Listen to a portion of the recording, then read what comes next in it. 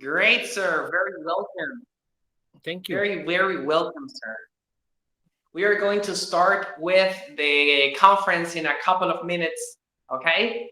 Okay, that's great. So let's be patient. People is arriving. There's Edith. Fine by me. Hello, Edith. Very welcome. Hi. How are you? Fine, thank you. And you? Great. Here with Marco, the teacher Adriana. We are about to begin with the conference in a couple of minutes. So, okay. Hello, everybody. Hi, hello, everyone. Hello. Hello there. Rachel is here in a couple of minutes. Okay. Teacher, I have one question. In this part where I can close my microphone. The microphone, let me show you.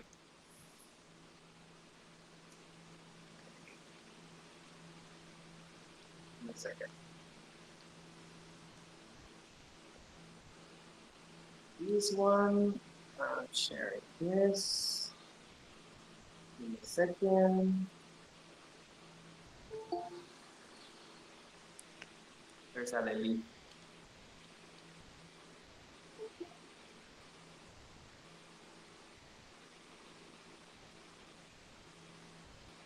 You have 3 buttons here. Okay. One is a red button. Then you have a little camera, and then it's like a little microphone. But I don't see the 3 points. Okay. Here are at the bottom. Yes, yeah. Thank you. Yes, thank you. Thank you. Great. Aleli, hello, Aleli. Very welcome. Frida, hello there. Great, people, great. Who else do I have here? Alan Navarro? I think you're not Alan. What's your name, sweetie? Sorry, I'm Rachel. Rachel, hello. I was like, I was Alan Navarro. Sorry. Hello, Rachel. Hi. Thank you, no worries. Well, very welcome, Rachel. Very welcome. Give me a couple of minutes and we can, so we welcome the people and we can begin. Okay, Rachel's in the house. Great. Sure. Aleli, Edith, Frida, Marco, Richard, Roger. Hello, Roger. Hello, everyone. Hello, Can you hear me? Welcome. Yes, we can. Okay. Nice. Very good. How's your weekend, teacher? Fantastic. Well, Esmeralda is in the house. Azucena is in the house. Hello, Esmeralda. Good evening. Hi, good evening. Hello. Good evening.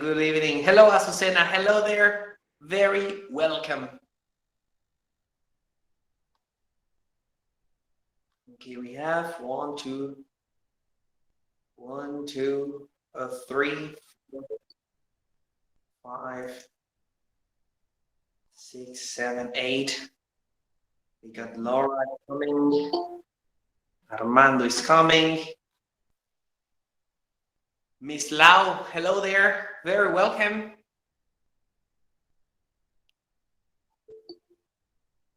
There you go.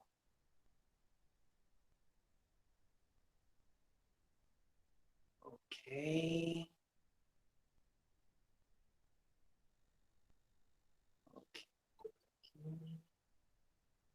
Okay.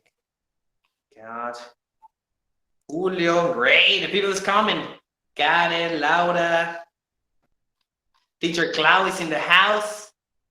Racho. Who's Racho Solis? Very welcome. Hello, thank you. Hello, sir. Very welcome, guys. Okay.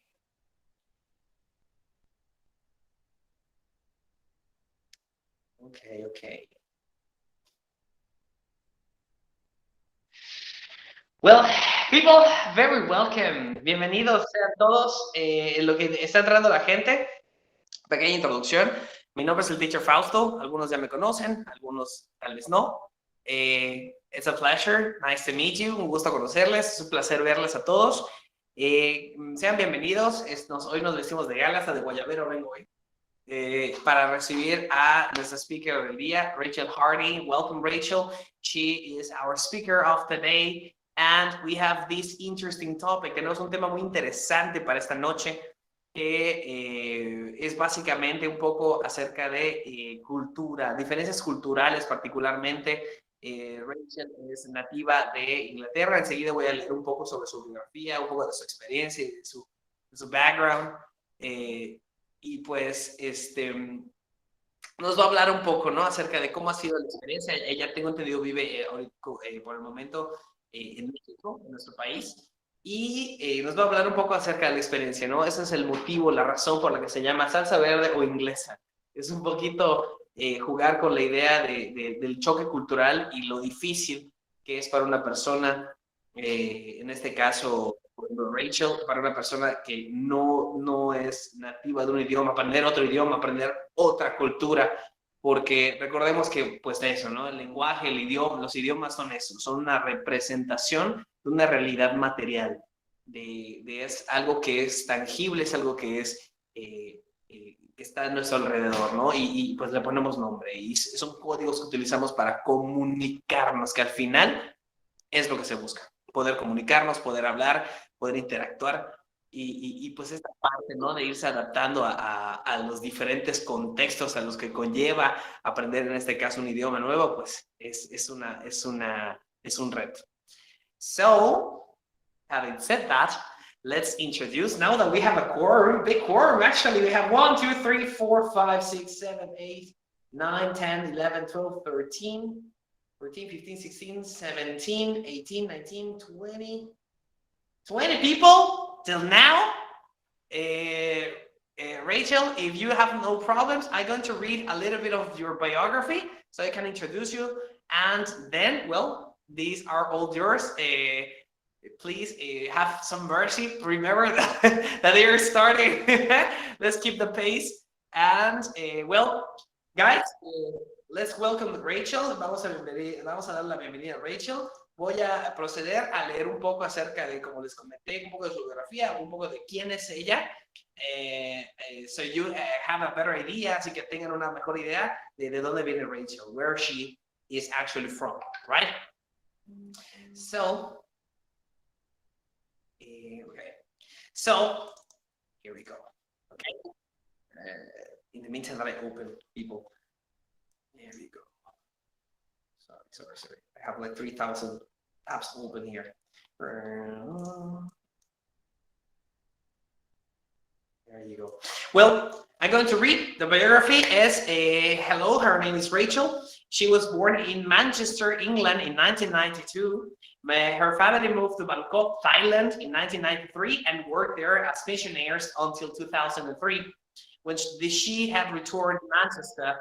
Growing up as a teenager in Manchester, it was actually challenging after spending her entire childhood in Asia. Very different cultural gap, which is nothing like Europe. She had always had a slightly different perspective of to that of her peers, right? When she was in high school, she began to take an interest in foreign languages. She knew Thai, but living in the UK, it faded away as she didn't used to it. She began to study French in school, and she was obsessed with the idea of becoming fluent. In 2010, when she graduated from high school, she got a job in France and moved there for a year. She moved back to France in 2013 for another year, and by this time, she was doing an undergrad degree and worked in a French high school while completing a short research project. When she graduated from university in 2015, she didn't know exactly what she wanted to do in her life, but she knew that she wanted to learn Spanish. Good. So she got in Spain. Originally, she wanted to go to Colombia. There you go. She wanted to go to Colombia, but it didn't work out. She lived in Andalusia for a year and traveled with a friend from Madrid to Santiago de Compostela with nothing but her bikes, their bikes, and backpacks. It was a truly magical experience. By the time she returned, she felt that she had made most of her time in Spain, and now she was ready to return to the UK. She started her master's in 2016 at the University of Southampton, where she had studied her undergrad degree. During that time, she realized that although she had always wanted to visit Latin America, and it probably was not going to happen at this point of her life, she was happy and she had lived in Spain and learned Spanish. Congratulations to that. However, there was still a small part of her that couldn't forget about Latin America. It came up every day now and again in conversations with people, and they always looked at her curiously. That year, when she was finishing her master's thesis, she made friends with a Mexican who also loved to ride bikes. They started to go on bike trips together, exploring the cities of Southampton. Today, she is still riding her bike with that friend who is now her husband. Only now, they are riding their bikes through the streets of Guadalajara. They started a journey into Latin America. She studied her undergraduate degree in linguistics and French at the University of Southampton, which she finished in 2015. In 2016, she returned to university to do a master's in linguistics, which completed in 2019. She has worked over 10 years with children and young people in some capacity or other, whether it is teaching, mentoring, and caring for. In education, she has worked in primary, high school, and university level, providing education in English. She has also worked as a mentor for young adults and teenagers in the non-profit charity sector. And in her previous job, she worked as a mentor for vulnerable people under 25, providing activities and time for those who were struggling with her mental health. She's currently employed as a middle school English teacher at Lincoln School, there in Guadalajara. One of her passions in life, other than riding a bike, of course, is reading. So she's grateful to be able to teach literature alongside English language and inspire her students to get into reading as much as they can. She grew up in a Christian family. Her parents were missionaries when she was young. When she was a teenager, she struggled with her own mental health, and on top of that, she had to adjust to a new culture and country, very difficult situation, who she was unfamiliar with, in spite of the fact that it was her native country. Through these difficult years of being a teenager, she learned that God is a good listener, and she found herself praying on her own and asking him the important questions about life and identity, since that was something she really struggled during that time. As a young adult, uncovering her true interests and passions, she discovered that God is someone who wants to have a relationship more than anything else. She sometimes struggled with the question, am I just a Christian because of my family, because my family is? In 2013, she turned 21 and decided to get baptized.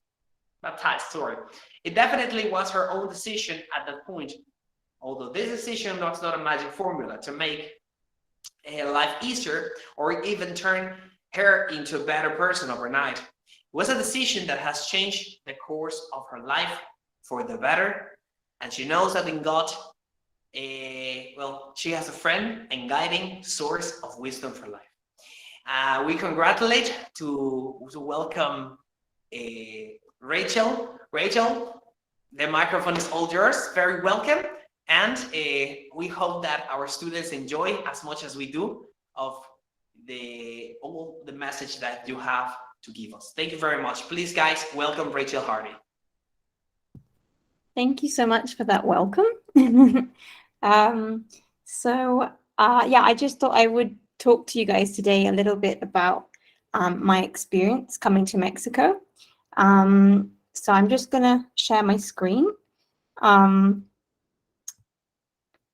on.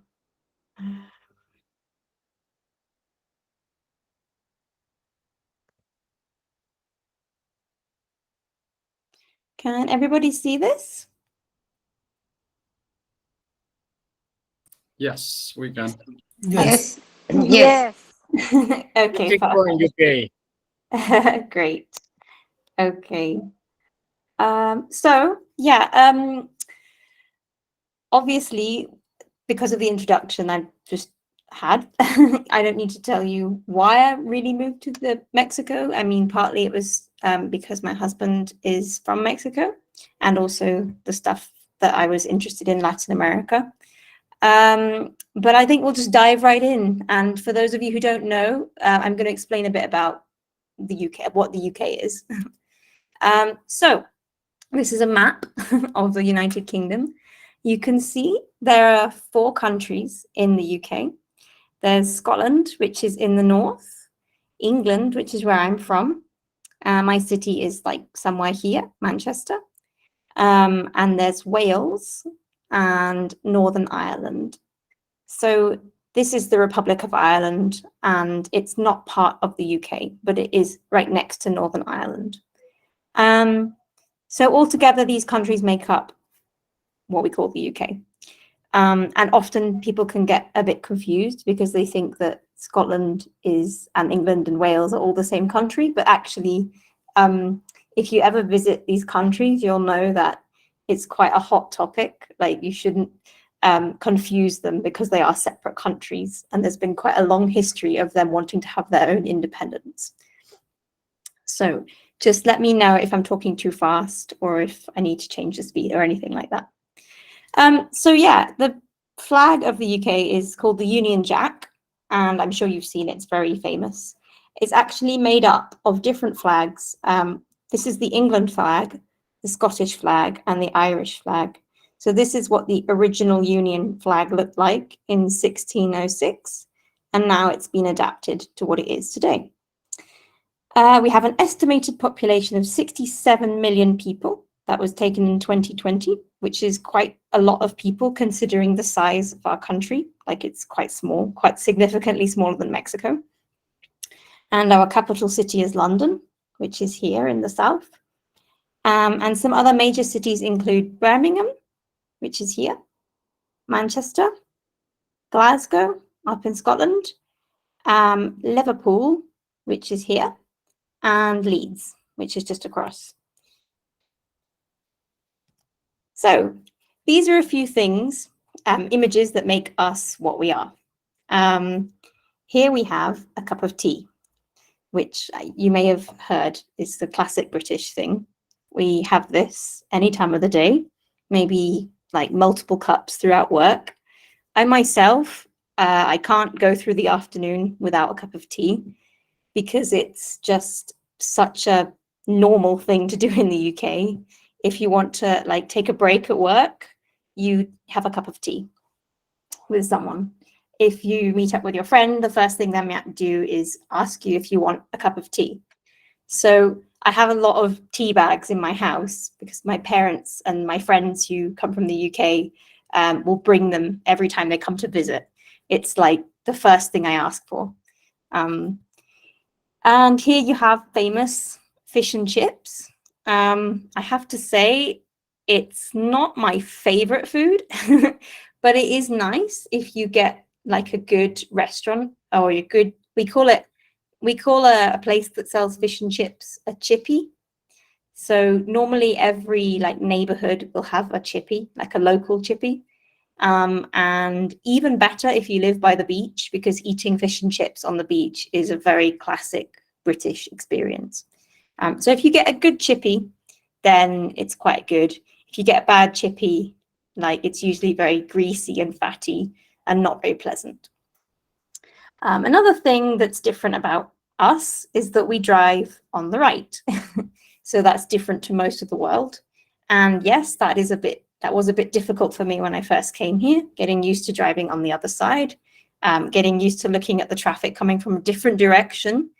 But now I would say I'm more adapted. And my only concern is if I go back to the UK, that I'll have to adapt again to being on the other side. So another thing is we have a sport called cricket. And this is kind of similar to baseball in the sense that you have a bat, but really in no other sense. So it's different. What you have to do is hit the ball, someone throws it, and then here, if it hits this thing and this thing falls off, then that's not good for this team. That's about all I know about cricket. I'm not really a fan. My cousins play cricket, but I'm not a big fan. I just know that this is a sport which is very popular in the UK and also in India. Another thing that we like to do is queue. So you can see here at the top, there's a line of people. I'm not kidding. This is something that is very, very classically British. If you visit the UK, you must be aware this is a cultural thing. You have to get in a line. If you don't get in a line, people will get very annoyed at you. So we love to queue. And sometimes we even queue for no reason. We just like to be in a line. And then obviously another thing that is personally one of my favorite books is Harry Potter. And I'm very proud of the fact that it's a British author and a British book, because when I read the book, actually, I just see so much of England in it, and it really reminds me of my own country. So I'm actually, it's one of my favorite books, and it's a really popular book, and also I'm just proud of it being set in my own country. Okay, so here are some things, more things about the UK. These are the things I miss currently now that I live in Mexico. Even though I dreamt for a long time about coming to Latin America, you always miss things from your own country. So here there's chocolate, but it's not just any chocolate. It's called Dairy Milk, and the brand is Cadbury's. This for me is just so another classically British thing, and it's really, really good when you're cold and with a cup of tea. Like this, I miss this chocolate a lot. Hershey's chocolate is not the same for me. This is really, really like the best chocolate. This is another food down here called Marmite, which is very controversial in the UK and in the rest of the world. I say controversial because you either love it or you hate it. There's no middle bit. There are no people who kind of like Marmite. If you like it, you love it. And if you hate it, you hate it. And most people that I've spoken to who are foreigners hate it. Really, you have to like try it from when you're a child to like it. And so how you eat it is you put some butter on a piece of bread that's toasted, and you put like a small amount on because it's very, very salty. It's made from like yeast.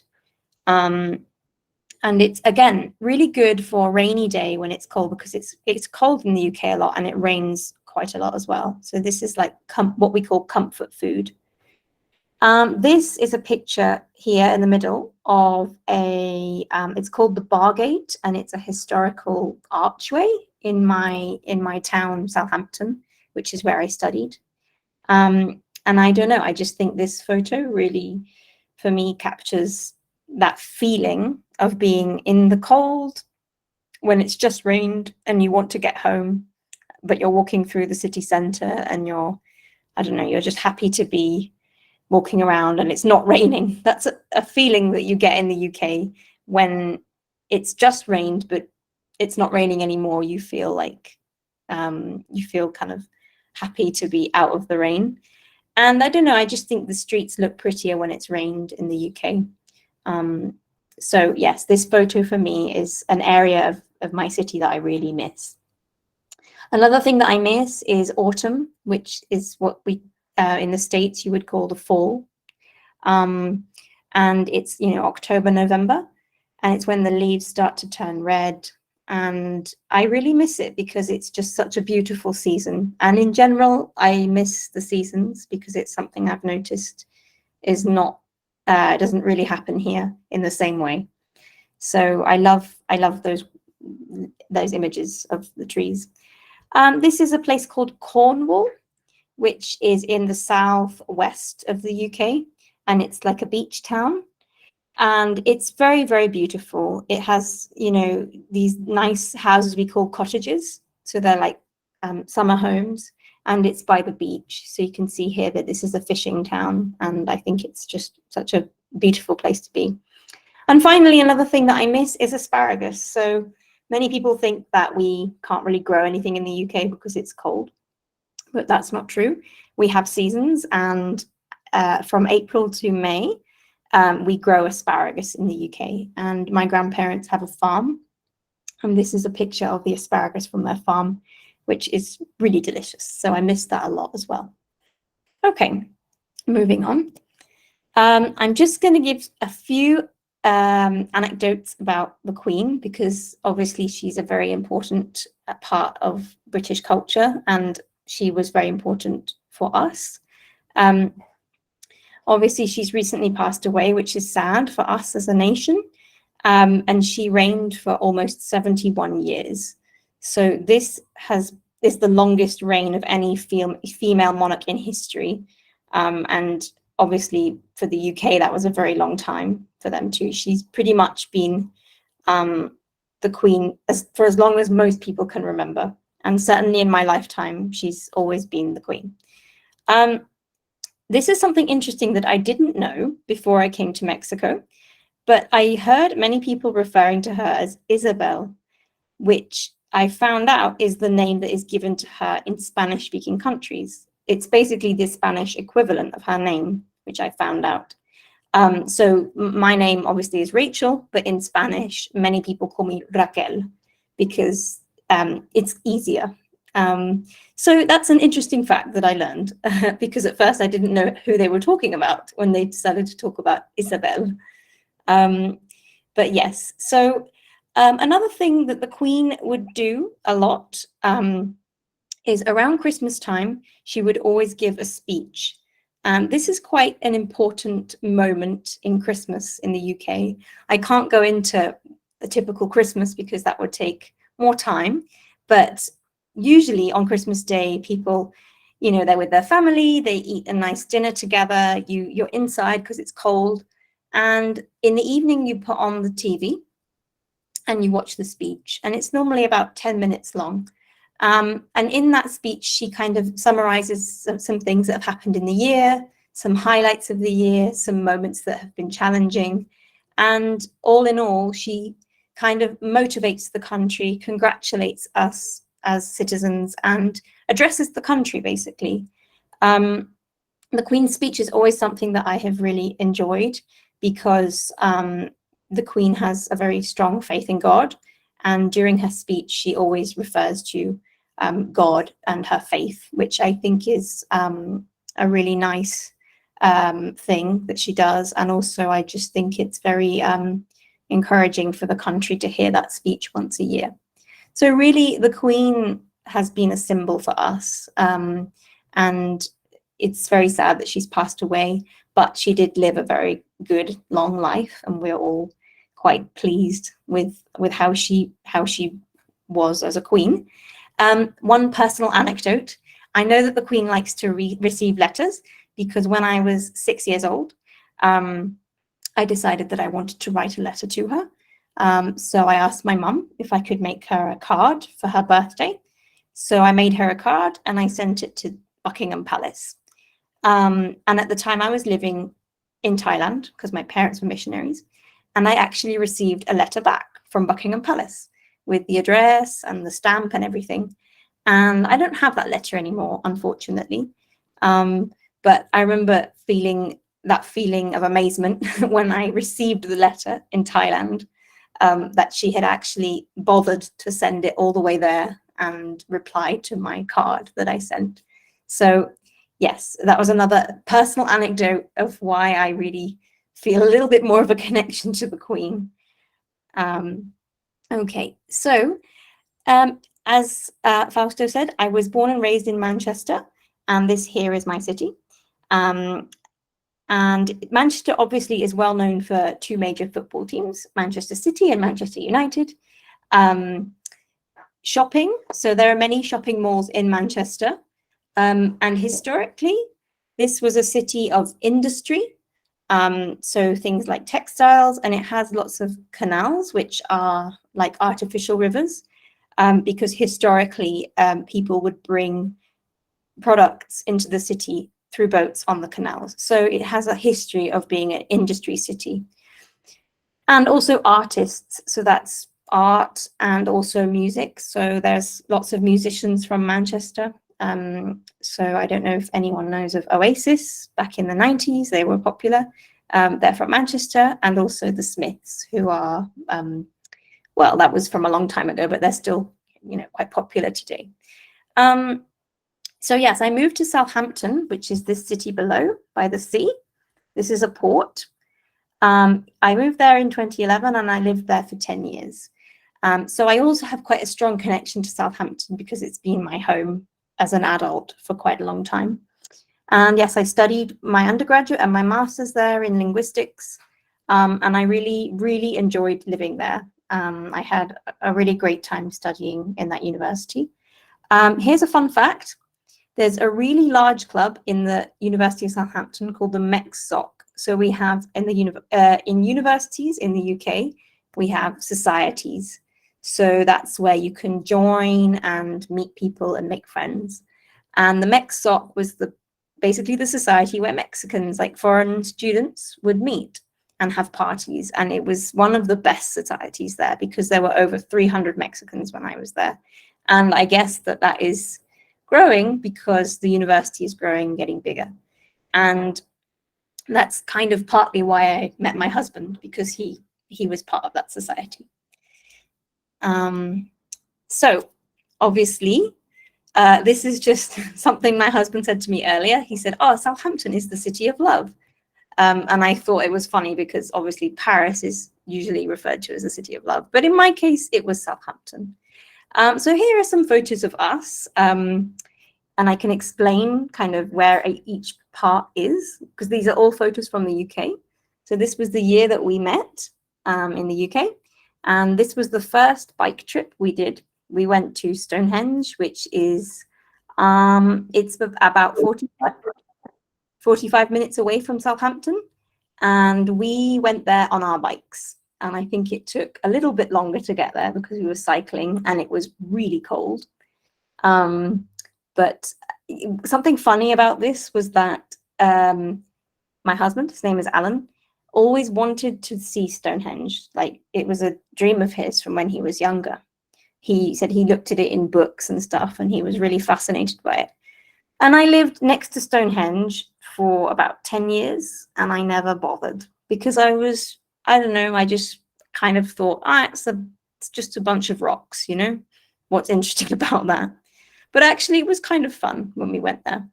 So, yeah.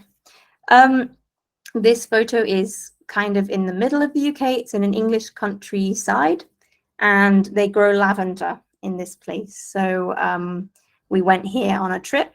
It's called the Cotswolds, and it's near Oxford, if anyone's ever heard of that city or been there. So it's very beautiful, very fragrant. Obviously, lavender is a really nice smelling herb. And this was actually taken in the summer, even though it looks a little bit like winter. This was us having a beer in Manchester. So obviously another thing that you should do if you ever visit Manchester is have a beer, because that's a very, very, football and beer are the popular things to do in Manchester. And finally, this is a photo of Scotland. We went there in November a few years ago, and I have to say that Scotland is one of the most beautiful parts of the UK for me. It's really full of mountains and lakes. Those lakes we call lochs. There's a really famous one called Loch Ness, which supposedly has a monster in it, and you see the monster service every now and then. So yes. So really, why Mexico? Well, I think it was pretty much explained in the introduction, actually. But yeah, it was basically I lived in Europe for a long time after I moved from Thailand in my childhood, and I just really felt connected when I started university and I started to learn French and Spanish. I started to feel more and more connected with South America because of the language I was learning. And it just is, as you all probably know, when you live so far away from a place, sometimes you think it's impossible. You know, it's too far away. How will you get to know anyone there? How will you find an opportunity? And I think I just never really thought about Mexico, to be honest. I always thought about Latin America as a whole and Spanish-speaking countries, but I never specifically thought about Mexico.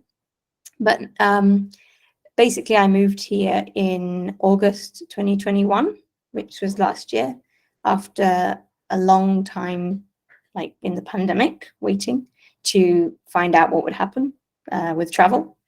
And I have to say, since then, it's been a real adventure. So it's very strange to say that my life is now here because it feels so far away from the UK. And sometimes I can't believe it's true because it's so far away. But I'm happy with the decision that we made to move here. Okay, so now I'm going to talk a little bit about the cultural things in Mexico that surprised me. So first of all, here is the gas truck. So the reason this was surprising for me was because one day when I was sitting at home, I heard a song, like someone singing like about gas. And I said to Alan, like, I asked my husband, what is that? He's like, oh, it's the gas truck. And I said, what do you mean the gas truck? And then we went for a walk and I saw the truck go past me singing the song. And honestly, this was one of the most surprising things that I experienced. I know it sounds silly, but it was just really funny to me that there was a song for gas. And then I discovered it wasn't just gas. This is also happens with the bread. So, of course, you all probably know of the panadero con el pan, and there's a song.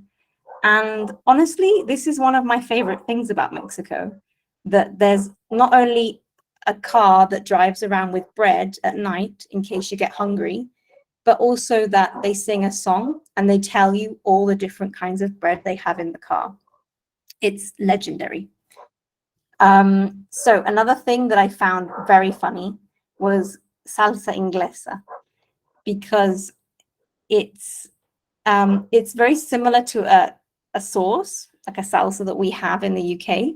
We call it Worcestershire sauce, but it is hard to say, and most people can't pronounce Worcestershire sauce. So, but I found this funny that it was just like English sauce, because actually we don't eat this very often in the UK. In fact, hardly ever. People have this in their cupboard, but they don't really use it necessarily. And another thing that I love so much, this is my favorite dish that I've had in Mexico, is aguachile. Just the flavors of it, for me, is perfect. All of it is perfect. And it's the thing that if I ever left Mexico, I know I would miss this a lot. Another thing that was funny was coming to Guadalajara, because this is the place where they make tequila. And a lot of people said to me before I came here in the UK, they said, oh, you know, by the time you come back to visit us, you'll be a tequila, you'll love tequila, and you'll be so, like, you'll know about all the different types of tequila and you'll be an expert, basically. And I actually didn't like tequila when before I went to Mexico. I think I had drank like some some bad tequila before, and it didn't taste good. But actually, this is now something that I really, really like. I would say that I would miss this really good tequila if I ever went back to the UK as well. And another thing that I really love, and I'm still fascinated by, is like the amount of cactuses and succulents that we have in Mexico. Because you can just walk down the street and there's lots of different types of cactuses. And if you drive out into the country, you can see so many varieties as well.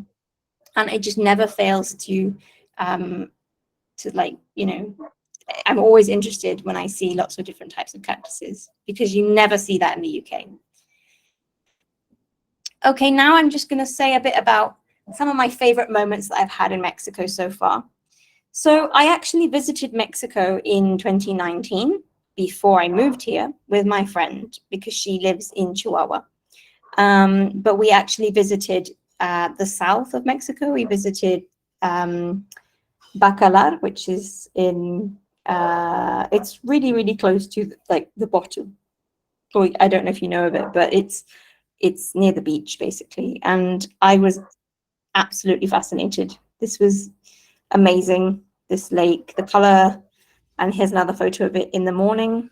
I think the combination of that color of blue and the sunrise in the morning, it was like an out-of-body experience almost, because it's not like that in the UK. It's totally, totally different to the UK. And as well, we visited some cenotes. And again, that was just like being, for me, it was like being in Indiana Jones, in a like, I don't know, going back 500 years or something. And then I really, really like Guadalajara, and I'm starting to fall in love with this city. One of my most, like, I had this moment very recently, and it's been like one of my favorite moments is I visited a ranch with the school. We went on a camping trip, and I just love the color of these plants, these agaves. It's something that is so unique to Mexico and probably this state, that, yeah, I will never get enough of looking at these plants. And my friends from the UK came to visit me in the summer, and we went to the city center and we took this photo, and it just was a really, really amazing moment to be able to show them, you know, the city that I've moved to and a few of the things I've started to love. And my husband and I went to Monterrey in August just for a weekend. And that was also a really, really fun trip, because it was a very, very different part of Mexico. And I really loved looking at the mountains, but it was too hot for me. That was the only thing that was too difficult. And finally, in January this year, I adopted a puppy. His name is Mango, and this is him when he was just recently adopted, and he was only 6 weeks old, and now he's almost a year old, and he's like 4 times this size. But he was very, very cute when we got him, and he is really he's my other good friend, other than, and he's like a family member now, so. And of course, this was my ultimate favorite moment in Mexico so far. And these are photos from my wedding last year. And I was so, so pleased that my parents were able to be there. These are my parents. And these are my, my husband's parents. And it was just really meaningful to have my parents at the wedding because of the pandemic. It was very difficult to travel, but they managed to do it. And I was so happy to be able to show them Mexico as well, and teach them a little bit of Spanish. Oh, and this is my other dog, Bali, and he was in the wedding. So, kind of the final thing, there are some different reasons, I think, why you should go out with a Mexican. The first is food, because Mexican food is amazing. And when I started going out with my husband, I remember that whenever he cooked for me, all of the different flavors that I tasted from his cooking were just phenomenal. And it was like, there's so much variety. He never made me carne en su jugo, but he did make some different dishes in the UK. And I feel like Mexicans always have this culture of food, and I love it because, you know, food bonds people. And I just remember that all the Mexicans I met in Southampton, one way that we would socialize is by eating together and cooking together. So that's one definite reason why you should be with a Mexican. The other one is family, because I've noticed about Mexicans coming to Mexico is that family is very connected, and it's very important to be close to your family, and also to do things with your family. So like, you know, on the weekend, you would go and have a picnic or have a party or just see each other or share food or something. And in the UK, it's not quite like that. We do love our families, but we tend to be quite separate. So we tend to move from home when we're 18, and then we see our parents at Christmas or in the holidays or something like that. And you don't necessarily live in the same city as your parents. So it's something that I like about Mexico. It's very different, but it's nice that family is so connected. I'm just going to plug in my computer because I think that the charge is low.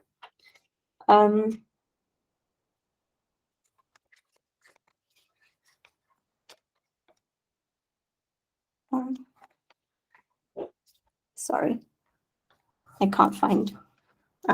Anyway, okay. So another thing that a reason why I think it's when I started to date my husband, I felt like this is a great thing, is that Mexicans are so affectionate. Like they like to hug. They always like to just tell you how they feel and share those kind of emotional moments together. And we as British people tend to be quite reserved. So it's not like a bad thing necessarily, but it's just the way we are. So, and it's very different when you meet someone who's open and friendly and wants to share like hugs and wants to kind of like chat and be friendly and sociable.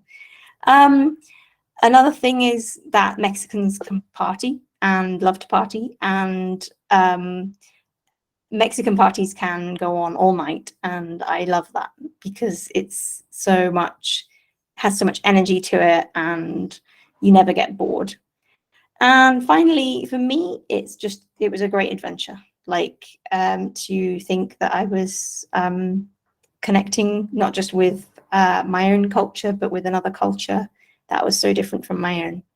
So yes, that's pretty much from me. And that's it from me. I hope you've enjoyed listening, and I hope you've learned some stuff that you didn't know before maybe. And I guess now people can ask questions if they want, or we can chat about it. Thank you very much, Rachel. I think it was a really enriching conversation. I appreciate like the way you describe our culture, like the Mexican culture. I like the fact that you have kind of fell in love of it. It's something that we can actually really feel really proud about. Now I will have to have a session of as you mentioned, a session of questions. So the students can ask basically that, some questions about the culture, about some other things, personal things that they would like to ask. Chicos, vamos a tener una sesión de preguntas y respuestas con Rachel.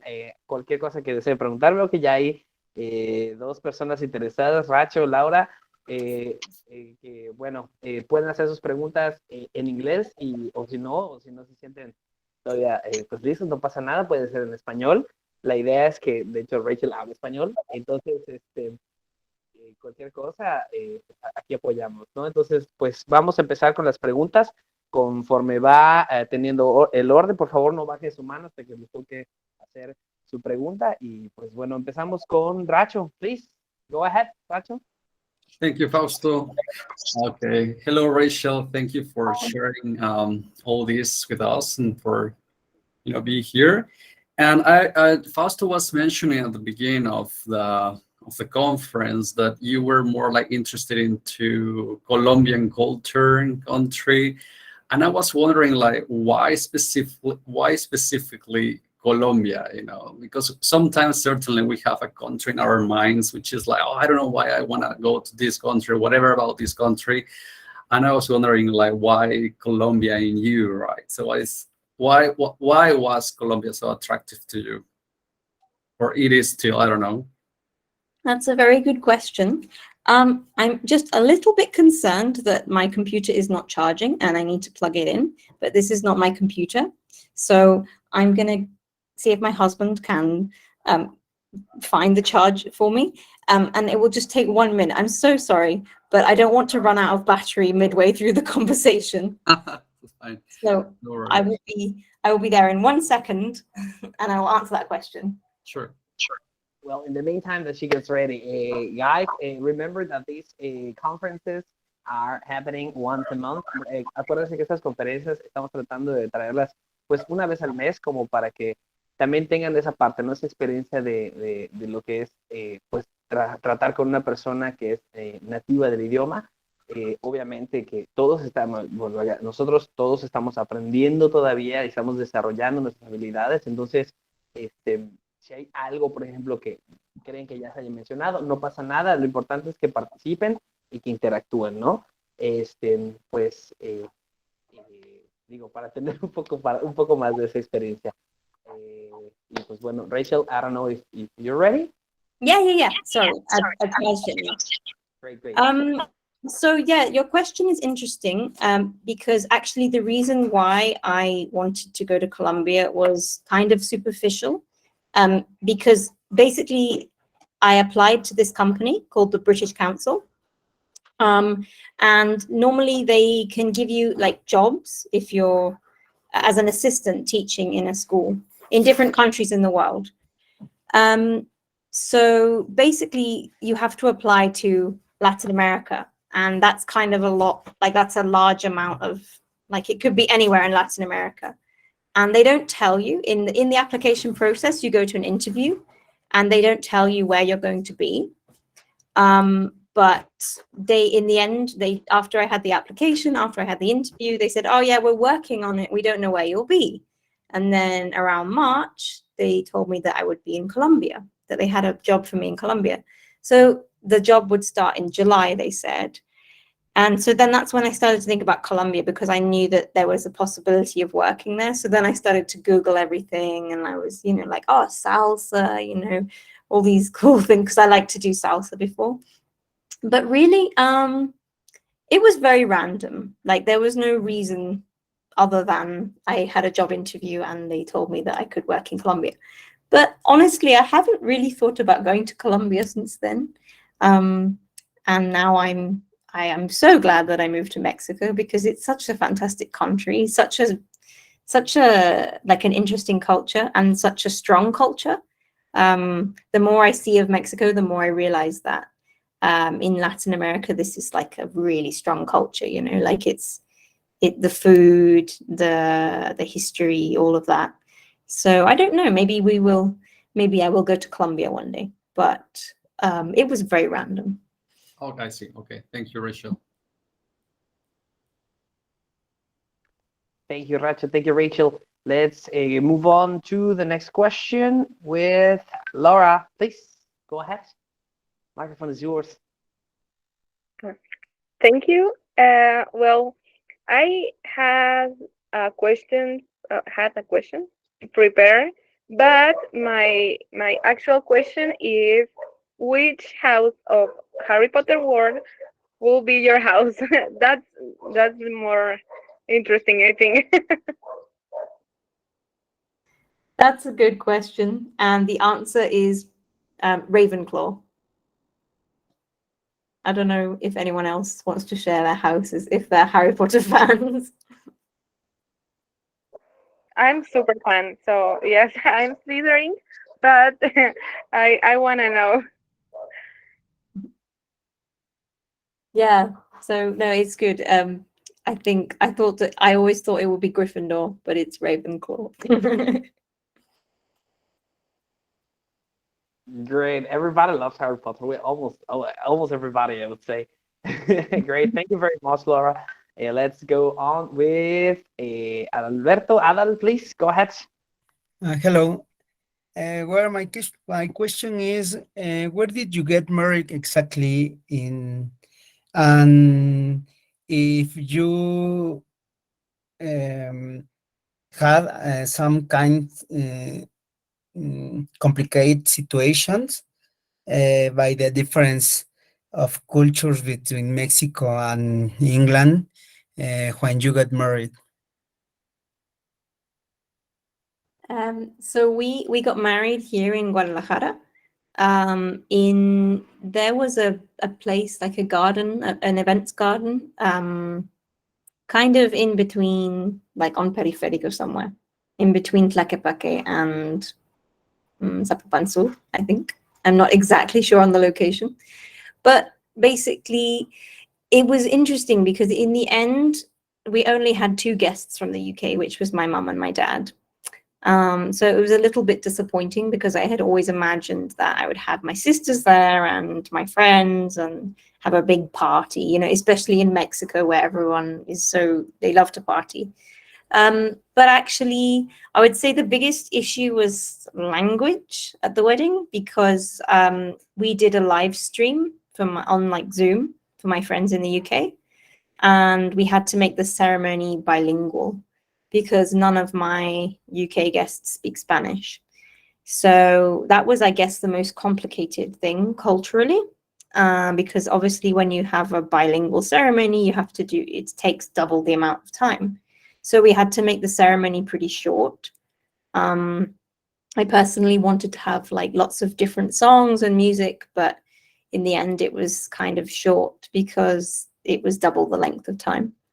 But really, I think the most interesting thing was for my parents to be at a Mexican wedding, because like everyone there spoke Spanish. And another thing that was interesting was that so we ordered tequila for the wedding in advance. And I kind of assumed, it will be like a couple of bottles because no one really drinks tequila in the UK. If you have it at a wedding, it's like 1 or 2 people. We tend to drink wine. So we ordered some wine, and then my husband said, we need to order tequila. And then he said, this amount of bottles. And I was really surprised because it was like, I don't know, 30 bottles or something. And I was just so shocked. And the most shocking thing for me was that all of the there were no bottles of tequila left afterwards. So that was when I realized, Mexicans like tequila. And it's a very cultural thing at a wedding to have tequila because we had so much wine left over, but no tequila. So that was strange for me. Okay, thanks. Great. Actually, we have some people that actually love tequila around the audience. I can tell. Let's go with Esmeralda, and then I will ask some questions of people that do not want to reveal the names. So let's go. Esmeralda, please go ahead. Okay, thank you. Hi, Rachel. Nice to meet you, and thanks for your interesting story. It was great. Well, I have a question. It's a general question because I'd like to move to another country in the future. But my question is, what are the difficulties that you have had when you move to a new country? Oh, that's a very good question. And I think the truth is that I still have difficult moments, even though it's been over a year. And I feel in some ways that I was quite prepared to come to Mexico because I already spoke some Spanish and I had lived in a Spanish-speaking country. But even with that, it was hard. And I would say that the hardest things are, sometimes you want to be with your family. Even us British people, we're not as connected to our families as you are in Latin America. But you have days where, especially at the beginning, I just felt like there was too much new information.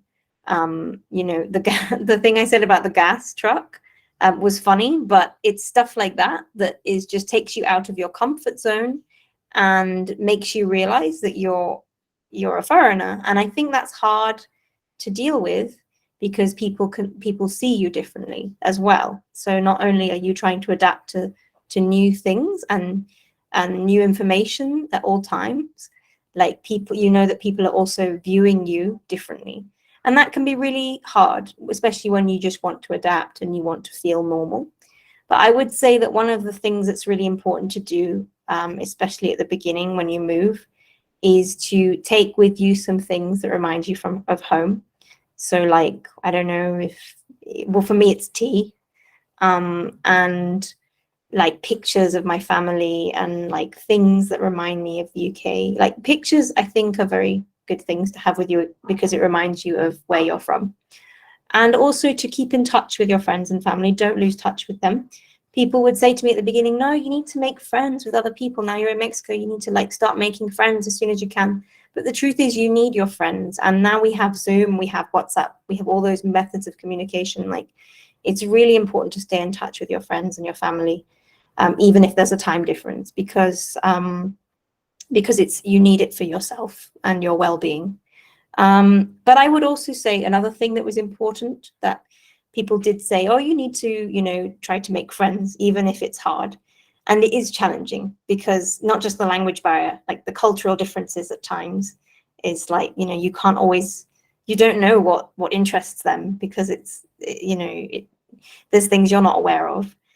But I would say keep trying. You know, that's one of the things I struggled with at the beginning was to make friends, but I tried to keep pushing myself, not just to make friends with British people or American people who are kind of more similar to my culture, but to try and make friends with everyone, no matter where they're from, because then it gives you lots of different like cultural experiences. And you sometimes, if you make friends with lots of different types of people, you learn about the new country, and you also learn about other countries as well. So yeah, that would be what I would do, is to not lose touch with your friends and family, but also keep pushing yourself to make friends and new friends. Thank you. Okay, we have a confidential question here. It says, was it difficult to adapt to a new culture, new food, new people? I mean, the process itself of changing to the culture? Yes, and it is still difficult. I still have days.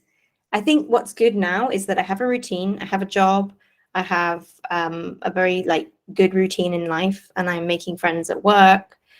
So that really helps. But there are definitely days when I feel like I'm an alien because yeah, I'm like the British person. But sometimes it happens when I'm with my husband's family, because I miss, you know, when you're with other people's family, even if it's your family by marriage, it's not like being around your biological family. So yeah, there's definitely times when I just feel like, even when I was making this presentation, when I put the photo up of the archway, the stone archway in my city, Southampton, in that moment, I felt like this really strong feeling of nostalgia. It was so strong. Like I almost felt like I was back in that picture. And that was really random because I wasn't expecting to feel that. But I think that's why pictures are such a strong, like you need pictures because they bring back all these things for you. And it is hard. I think it will take years and years and years for me to fully adapt. And I've also accepted that it's okay not to not to feel Mexican, because ultimately I'm not. And I think it's good to stay with your roots a bit and accept like that's who you are, and to be proud of it. But also, you know, it's nice to adapt, and it's nice to like adopt certain things and you know, realize that it can be part of your culture, and also you don't have to embrace everything as your own culture.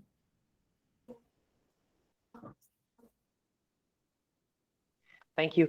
We have got a space for 3 more questions, Karen, Maricela, and Charlie. So, so with these 3 questions, we give closure to the conversation of today. Karen? Okay. Hi, Rachel. Nice to meet you. I really enjoyed your conversation because I moved to another country, so I'm not feel alone with your story. And well, you talk about a lot of food, and I'm curious about what kind of tea do you drink? Because you mentioned a lot, but I'm not sure if it's just green tea or something special.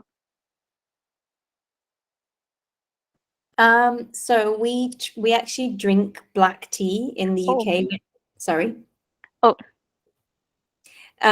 So like if you say, oh, I'm gonna have a cup of tea, people in the UK almost always means black tea.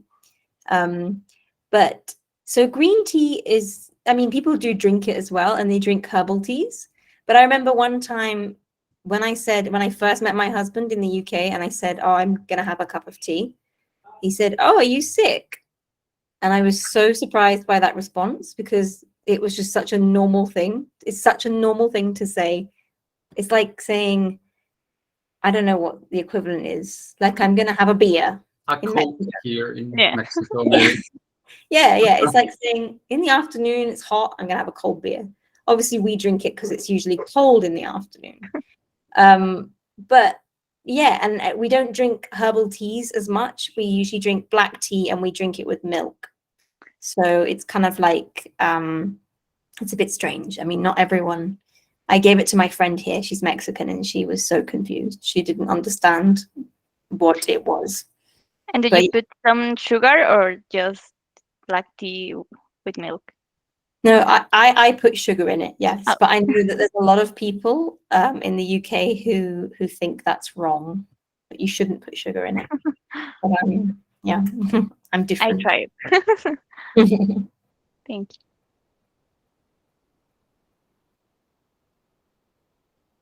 I particularly like, I have tried black tea. It's actually really good. It kicks even more than the coffee. Maricela? Yes, thank you.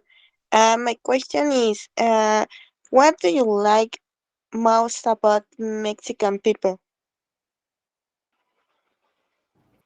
That's a really good question. And I don't know how to answer it exactly. But I think the number one thing is like Mexicans seem to be very laid back in a way that we as a country and as a culture, we are not laid back in that exact same way.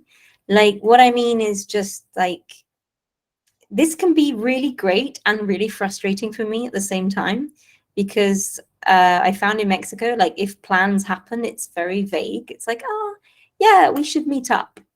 And it's like, oh, and I always think, okay, well, when and where? And, you know, like start to plan it in my head. And I like it because people always meet up and they always do something and everyone always has fun in the end. But in my brain and in my culture, we're conditioned to, as soon as someone suggests something, you get your diary out, you make a plan and you text someone. And you do it 2 weeks before the event because you need to plan. But it's not like that here. And sometimes it can be very frustrating to not have control of that. But also I just like that everyone is very kind of calm about life, you know, like we, you know, this, it is what it is. And also let's just have fun, you know, let's just relax. I mean, this has been my experience so far. I know it's not always the case. There are more relaxed people in all countries and there are more stressed people in all countries. But I would say, yeah, the weekend is just a time when everyone kind of relaxes, and Sunday definitely is a day where everyone is with their family. And I love that. That's really one of my second favorite things about being in Mexico is that, you know, you spend time with your family on the weekend, and it's just a really good thing to do, not to lose touch with your family and spend time with them.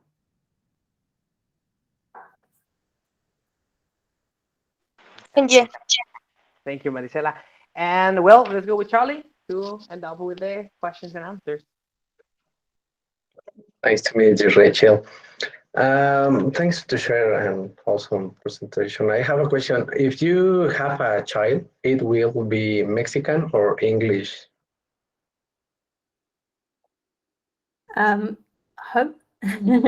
Hopefully both. I would say, like, I think you are allowed to do that. I think you're allowed to have a double nationality between Mexico and the UK. There are some countries where they don't allow it. But I mean, I don't know what the future holds. Maybe we will go back to the UK and maybe we'll live there. Never say never. But if we do stay in Mexico, I really want my kids to stay connected with the UK. I want them to be able to feel connected to that part of their world as well. And I want them to feel like that they don't lose it, because I know what it's like when I was growing up. I know what it's like to feel disconnected from your country and from your culture, because I lived in Thailand. And I don't want my children to feel disconnected from either world. Like if we live in the UK, I don't want them to feel disconnected from Mexico. So I think it's really important, up to like learning both languages, you know. Most people have said to me, oh, you know, they'll just speak Spanish if they live in Mexico, but I don't think that's true. Like, I think that I would push them to speak both languages, no matter where they are. Thank you. Well, I think that everything has been said. Well, thank you, Rachel. Thank you very much. I think you have shared some of the most or key aspects of your culture, and so that's something that we truly appreciate. In the name of Aprende Inglés and all our community, we would like to thank you for your intervention and your time. Nos encantaría agradecerte por todo, todo lo que nos has compartido con nosotros esta velada, ¿no? Ha sido una gran experiencia pues para todos nosotros, yo creo, y pues esperemos que se repita. We hope that we do that again. That will be it for today, guys. If there is if there's any other final comment, if not, Can I add a further comment? Yes, of course. Oh yeah, thank you. I just wanted to mention because Rachel, some of our students always ask us why. I can understand you know, as teachers, they can understand us, but they say it is difficult to understand native sometimes. And it's always tell you, well, because here in Mexico, the first where the immediate English we have contact with is the American one, and it's totally different from British in a way. So listening to you, I just confirm, you know, that definitely, because my teacher was British too. Then I always tell my students, well, British is different. It tends to be clearer and more correct than American. And American is full of slang and idioms and very they don't normally follow grammar strictly, you know, as British normally, or the standard, the RP does, right? And when it comes to dialects, in your case, well, Spanish has a lot of different dialects. Mexican, Spanish from Spain or Colombia, Argentinian. You living here in Mexico, how have this been to you, adapting to the Mexican dialect? Is do you need people speak more standard sometimes, or it's oh, now you're learning the slang, Mexican slang, or what is this? How has this process been to you? Well, first of all, I just want to clarify that in the UK, we also have a lot of people who don't use grammar correctly. They use slang, they use idioms, and we have a lot of varieties of accents. So I think that the main thing is that American and British English are different. In many, many ways, we have completely different vocabulary and we got different cultures. I think that's the main thing, is that we're totally culturally worlds apart. So that's the main difference for me. But the thing is, if you went to the UK, you would see that, you know, not everyone speaks correctly. The RP, I mean, yeah. But, yeah, of course. And the second part was about the dialects in Mexico. I think that I'm starting to learn a lot, but there's a lot to learn. And well, for example, the other night I watched a film with my husband, in a Mexican film, and there was a lot of slang, and we didn't have subtitles on because there were none, and I was just struggling without the subtitles. So I think that, especially as well, if I'm in a group of just Mexicans and they start to get really animated and passionate, then I struggle, you know, because people speak fast and they use a lot of slang and a lot of idiomatic phrases. But I think I'm getting a bit more aware, because I'm starting to understand things that I would not have understood this time last year. But it's bit by bit. And, you know, some of the time we speak in English, my husband and I. So to give my brain a break. But I think as well, like living, going out in the street and hearing someone's conversations, like you start to pick things up just by living in the country. Totally. All right. Thank you.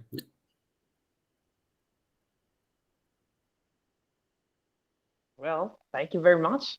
We officially declare as finished. Again, we thank your participation, Rachel. Thank you for the attendance of all of you guys. Has been a great night for our community. And well, we hope to see you again, guys. See you again very soon. Yeah. Thank you, guys. It's been really great. Bye. Thank you. Bye all. Thank you. Bye-bye. Thank you very you. much. Bye. Ciao. Bye. Thank you. Bye. Take care. Thank you. Bye.